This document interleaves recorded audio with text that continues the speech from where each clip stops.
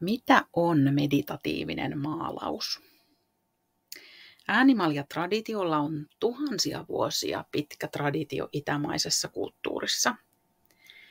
Meditatiivinen maalaus, jota minä tarjoan, perustuu kuitenkin modernien käsitykseen rentoutumisesta. Se rentouttava vaikutus perustuu näiden äänimaljojen syvään rauhoittavaan ääneen ja niiden värähtelyyn. Ne maljat on metallia ja kun niihin lyödään tuommoisella malletilla, eli sillä kapulalla, niin ne värähtelee ja tietenkin soivat.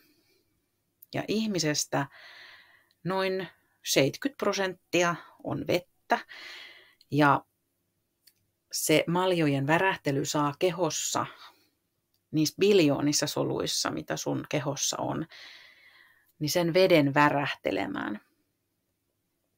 Me aloitetaan meditatiivinen maalaaminen ohjatulla kehorentoutuksella, jonka mä samalla kun mä soitan näitä maljoja, niin ohjaan äänellä.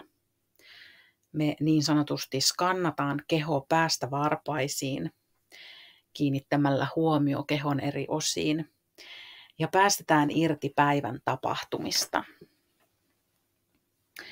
Voit tulla mukaan, vaikka sulla ei olisi aiempaa kokemusta meditaatiosta ja missään vaiheessa sun ei tarvitse tarkoituksellisesti meditoida, mutta se äänimaljojen sointi rauhoittaa niin paljon ja vie ajatukset mennessään, että se on aika meditatiivista. Siitä tämä nimikin. Tämä sopii erityisesti henkilöille, jotka halusivat harjoittaa mielenliikkeiden hiljentämistä, mitä meditaatio on, mutta he kärsii esimerkiksi motorisesta levottomuudesta tai keskittymisvaikeuksista tai pitää tavanomaista meditaatiota pitkäveteisenä. Meditatiivinen maalaus myös mahdollistaa itsetutkiskelun ratkaisukeskeisessä ohjauksessa mun kanssa.